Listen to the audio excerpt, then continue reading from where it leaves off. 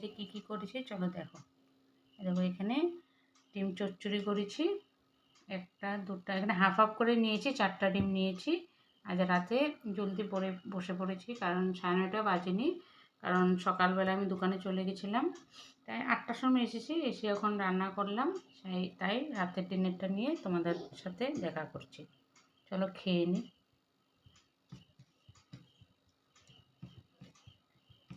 কারণ আমার ডিম দেখলে আগে খিদাটা পেয়ে যায়, মাছ মাংসর থেকে ডিমটা একটু ভালোবাসি খেতে।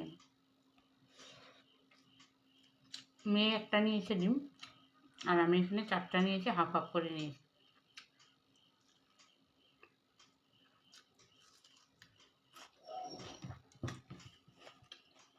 চলো তাহলে ডিনারটা করে নিই। সবাইকে গুড নাইট।